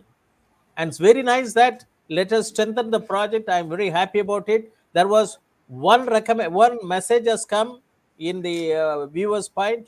I think Dr. Neeraja ji has responded. He would like to get all the details for his NGO also to work on it. Now, Subramanian ji has joined. He is also running a very big NGO activities at the grassroots level. And I met him on April 22nd at Chennai. And I was also able to get his institution interviewed. I was interviewed, and that article has been well received.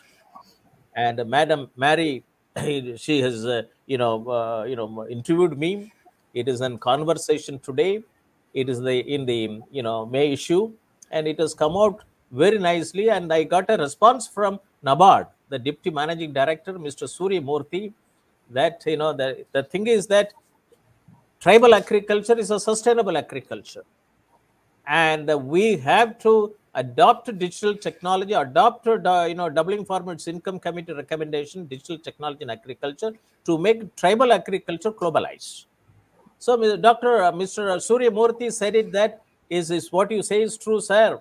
But the thing is that it is a very primitive value chain. And I told him that please join with us in the movement which we have taken it up in a cluster of 10 tribal villages, starting from Kanyakumari to Kashmir. So and I'm very happy about it. And every week, every day, I'm having discussion with the farmers group, rural youths, starting from Kashmir to Kanyakumari. And in that process, Mr. Subramaniam said it that they are also working with the tribals. And yesterday he told that he also would like to join, but I told him that, you don't join like a normal viewer. Please join this studio link, and we would like to hear from you that about the presentation and about the the project title, Smart Tribal Farming. And I would like to hear from you, sir. Over to you. Thank you, Professor Moni, and thanks for inviting me to be part of this. I'm really privileged to be part of this, to listen to the two distinguished and very accomplished speakers, one being a researcher, other being a practical person who's been running an NGO for years. It is really encouraging. It added to my little knowledge that I know. And coming to Dr. Neeraja, many researchers stop at doing research, but I think she has gone deep into the subject. I can understand her passion for the CHENCHU tribes, and also going deep into the tribal villages and looking at various aspects. I always believe that we can do research, we can come out with strategies, but it has to be implemented too, and then the impact has to be measured too. Implementation alone doesn't stop. I mean, you shouldn't stop at that. I think whatever she has been doing, I think she gave lots of numbers of various tribes, number of people. I think she also said 145 million people are in the tribal segment, if I get it right. So I think it was very, very informative, thought-provoking, and insightful, whatever information she gave. And as Professor Moni says, we run a trust called Manava Seva Dharma Sambardhini. And we started with social entrepreneurship training people how to run NGOs. Because there are so many NGOs, so many people are so passionate about doing things. And how do we impart that knowledge, that training, to run it like a management expert? So that's what we did. We do fellowships to a lot of social entrepreneurs and all that. And one such act is called Astitva Foundation, based out of Kurnool. I'm an alumni of XLRI Jamshedpur. My batchmate Malti manages it, sitting in Kurnool.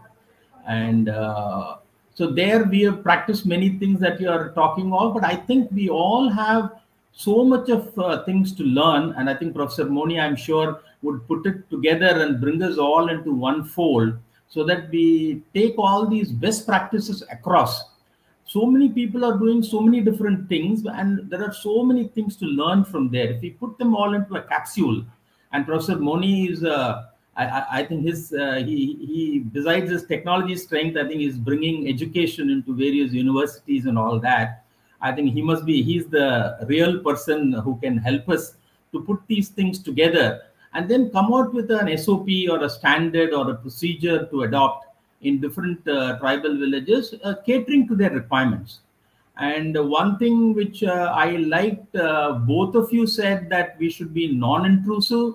There is no point in transplanting what we do in the plains into those tribals.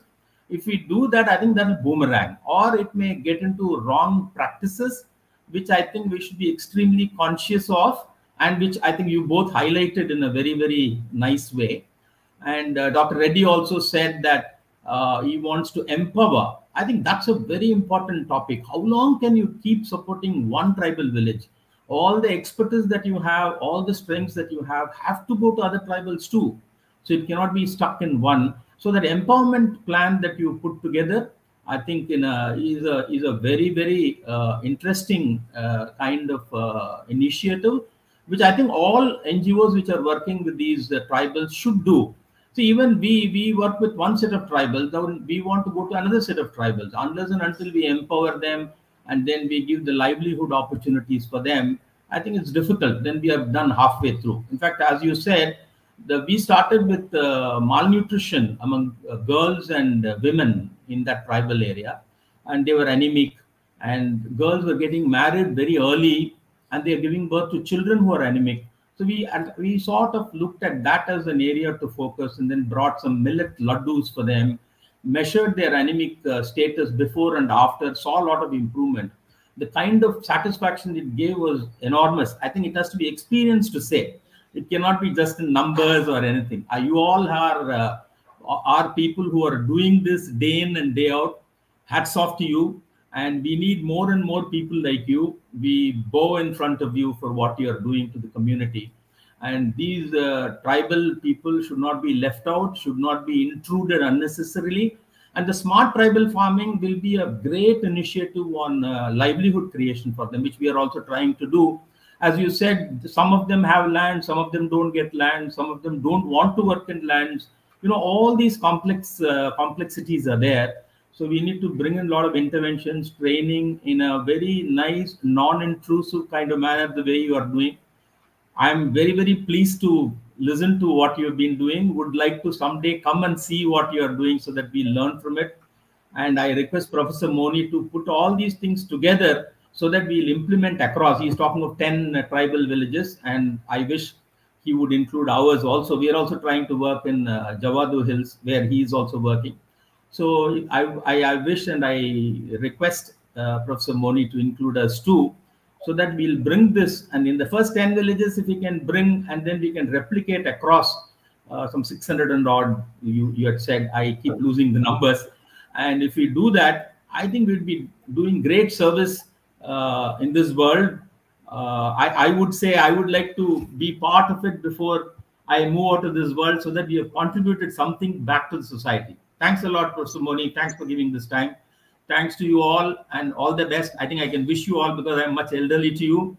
Thank you all. Wish you all the best to do much, much more contribution to the tribal community. Thank you again. Thank you so much, sir. Thank you. Thank you. It's a wonderful opportunity to meet. Unmute. Thank you very much for what you said, and very nicely summarized. And you know, yesterday I completed my 70th birth anniversary yesterday. Oh, and you know, the same feeling I'm having.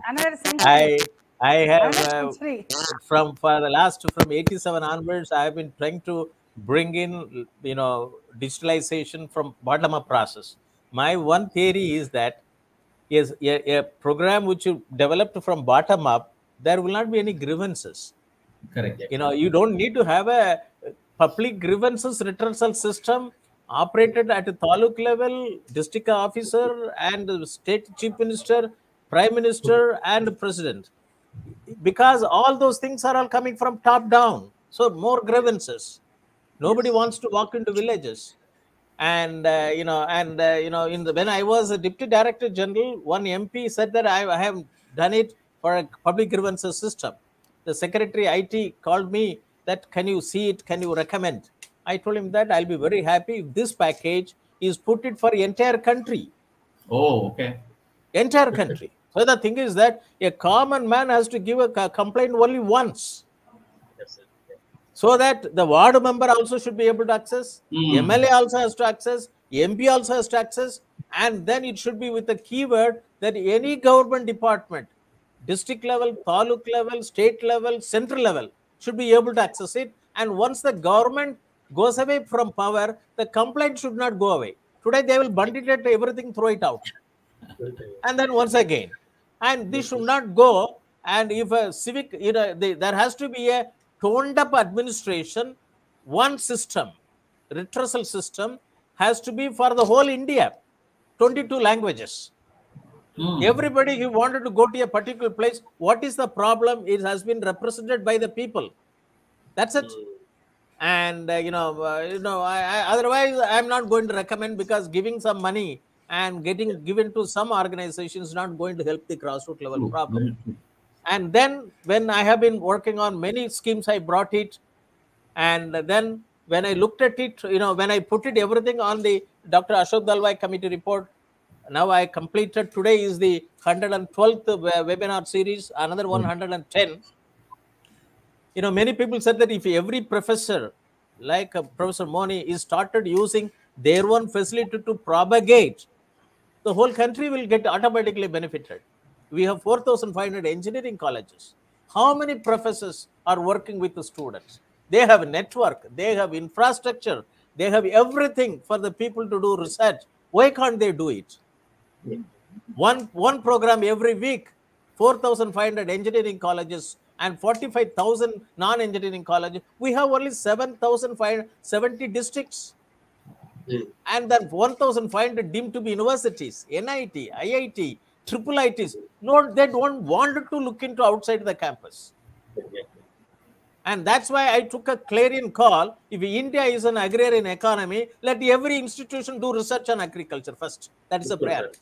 Perfect. Other thing is that, that let them generate people for America or Europe or corporate one. If you are an agrarian economy, you do because people come from rural area, all the boys and girls represent different strata of society. Let you do that. And then even when a recent meeting with the Honorable IT Minister now has been changed in Tamil Nadu, I told him that please have a meeting in the district level whenever comes, all the professors of economics of the colleges in the district. And if all the colleges who are publicly funded, whether private or non-private, public, because it comes from taxpayers' money, and the district administration should have every right to ask these professors of economics how the district should be. And he was taken aback. I told him that it is a taxpayer's money, and the professor should be meaningful. It's not like a clerical job. He comes by 10 o'clock, teaches something, go by 5 o'clock. And that is the revolution which has to come at the grassroots level. If India has to be a global leader, not on the basis of what our government department wants to work. And industries are providing. Even last month, you see, they surpassed 1,87,000 crores GST. It means that our country, our SMEs, our industries can bring it out, provided we create industries also in the village so that there is no brain drain. And that's why I thought that agriculture is a very important thing. All the boys and girls who studied information technology, they can get a number of jobs in the agriculture sector. And that's the only that I thought that as an individual, as a former DGNIC, let me talk from my own room. My university has given even a studio environment with a focused light and so on and so forth. And I'm very happy about it. And now when we look at it, our Honorable President is from tribal community. I purposely put smart tribal farming. Many people asked me, smart irrigated farming is fine, smart rainfed farming is fine. Why did you put smart tribal farming when there is a tribal sub-plan? I told them the government should have come out with a tribal plan. The minute they put a tribal sub-plan, it will never become a plan. It must be the exclusive plan. Otherwise...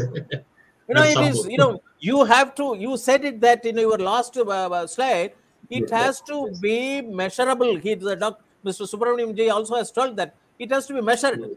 And you can't get an utility certificate from many districts on tribal, activities. And only the department in the state level only will give utility certificate. And, it is very important that I thought that when you see smart tribal farming, let the Digital India program goes down to tribal area also. Let the boys and girls also get benefit out of it. Then I thought that let me, like Lord Vishnu, let me take the Changu and blow it out. And who is going to question me? If they don't want to listen, doesn't matter. But I can put it my views in appropriate papers. When I put it, thanks to Mr. Subramaniam, his organization, and I gone through their brochures, social entrepreneurship. I think I would like to request you, your institution, also be part of the smart tribal farming initiative. Sure, definitely, sir. Definitely. And for all social entrepreneurship, let us sign an MOU between the Shobhit University and your institution to bring in social entrepreneurship among the boys and girls. 145,000 villages, tribal villages. Defined as population is more than 25% population as tribal people. If they are there, that village is called a tribal village. So I thought that let us have methods to how to make The government has got a model tribal village. Let us make a smart tribal village. Sure. Let it take 5 years. Let it be scalable. Let us work with NGOs and institutions. That's why this plan, and this is the only university in the world, a private university, engineering institute, have agriculture as a use case. Unfortunately, our education system, neither IIT, nor NIT, nor IIIT, nor UGC, nor All India Council of Technical Education, or even ICAR, they never recognized that agriculture is an unstructured problem. Yeah. Where computer science technologies, digital technologies can deal with unstructured problem. You don't know what will happen tomorrow. Neither the curriculum, nor the syllabus, not even the professors can understand. A computer science professor, even IIT, cannot understand agriculture problems. Sure. And a professor from agriculture one doesn't understand, computer science technologies and so on and so forth. So that's why, as a person who is a mathematics student and IIT MTech in computer science from IIT Chennai 76, 78 batch, then worked on grassroots level problem, I thought that it is essential in this country to bring in a new discipline called, when you have an agriculture economics and agricultural statistics, why can't you have agricultural informatics? True. So that's why I worked on it. I'm very happy. And many people say that Professor Moni is the father of agricultural informatics. But the revolution is going to be genomic.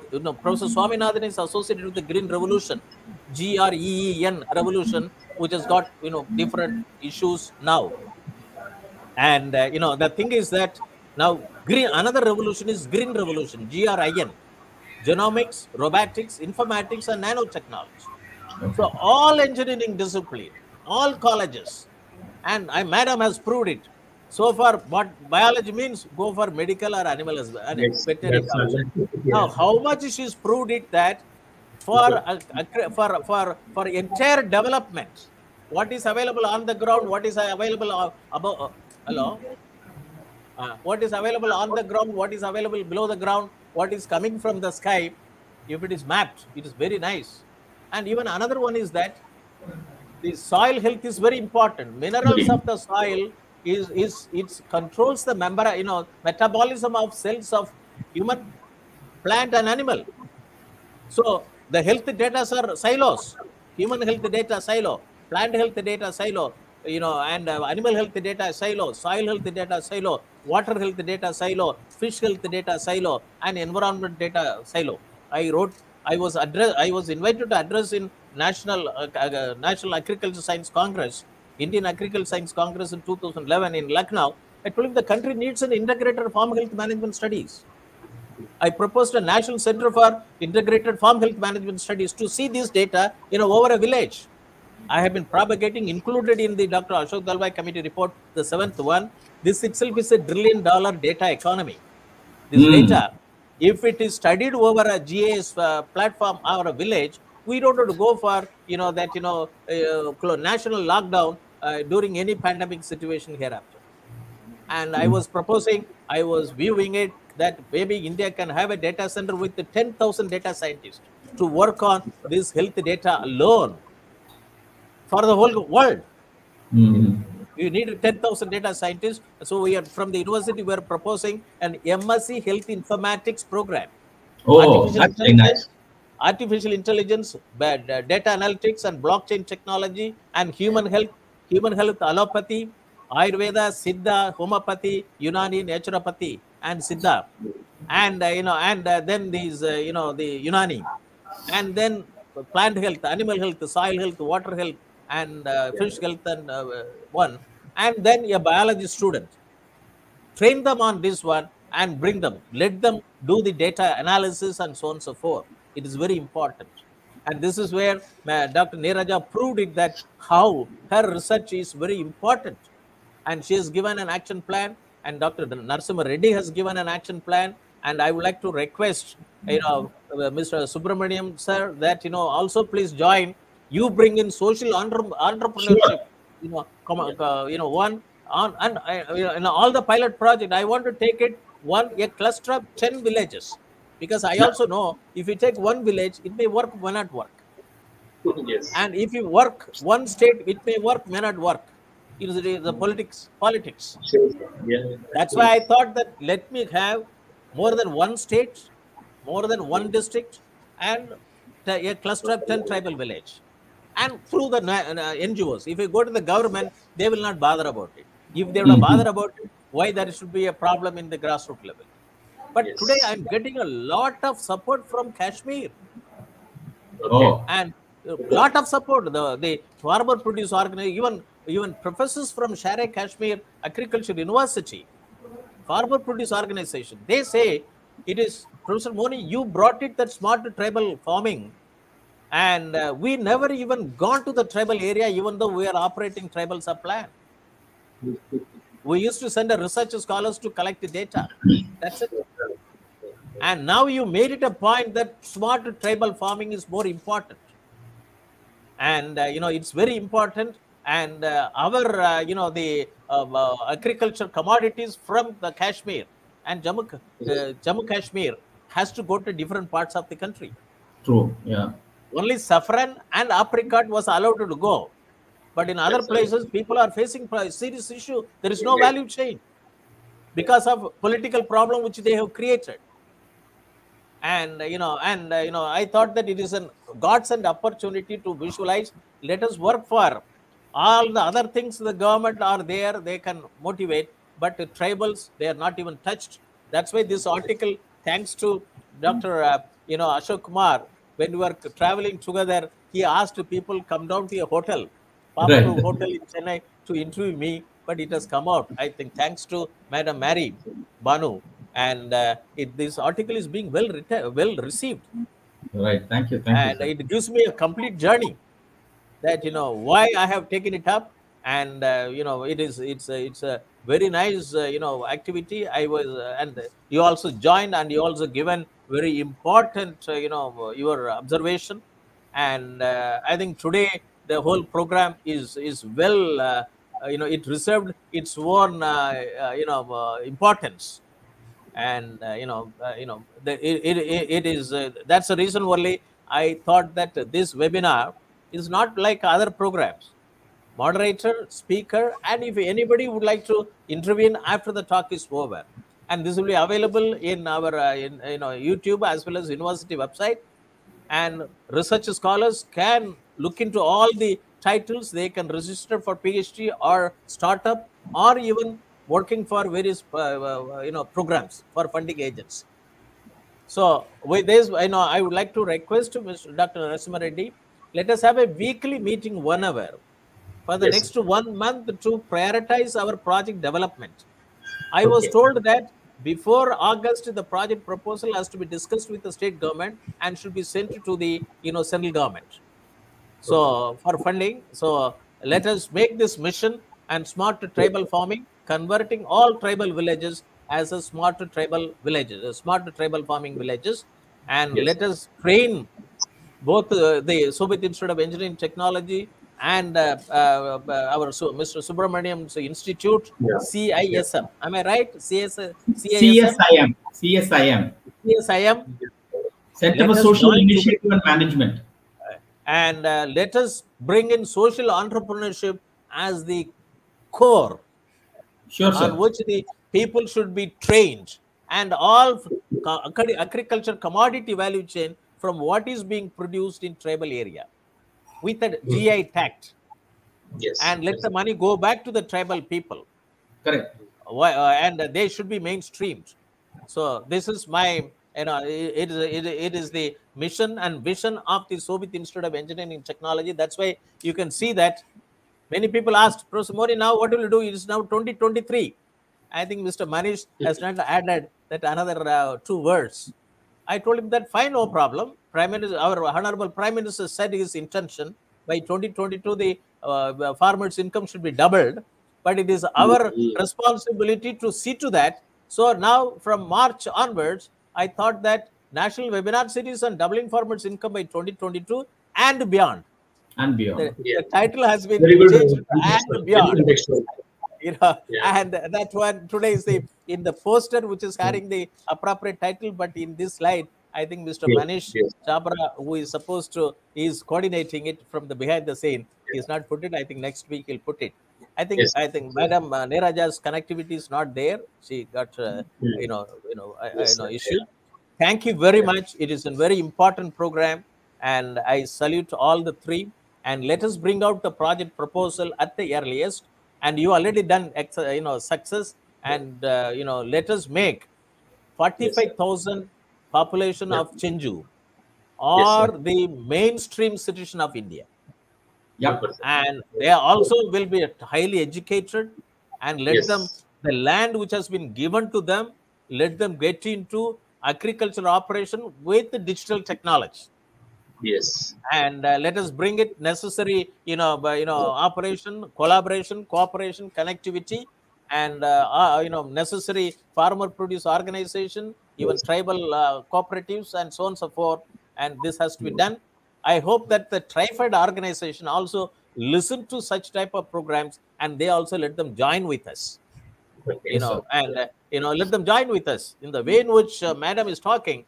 And what are the Trified organization says that their achievement? Why it is not happening in this tribal area? Why it is not happening with the CHENCHUs?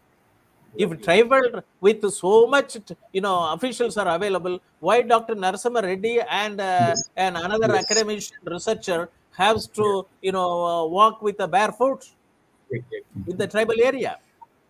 So I wish through this program a clarion call to the Trified, organization also to join in this smart tribal farming, program of the Shobhit Institute of Engineering and Technology to operationalize Dr. Ashok Dalwai committee reports, and it is a vision of our Honorable Prime Minister Shri Narendra Modi. With this, I would like to thank Madam Dr. Neeraja Pasupuleti, Dr. Narasimha Reddy, Mr. Subramanian, and our Honorable Chancellor, Honorable Vice Chancellor, and the faculty members and the participants to participate in this program. Thank you very much, and we'll meet next week, same time, 11 o'clock. Thank you, sir. Thank you. Thank you. Thank you. We will leave the studio. Thank you.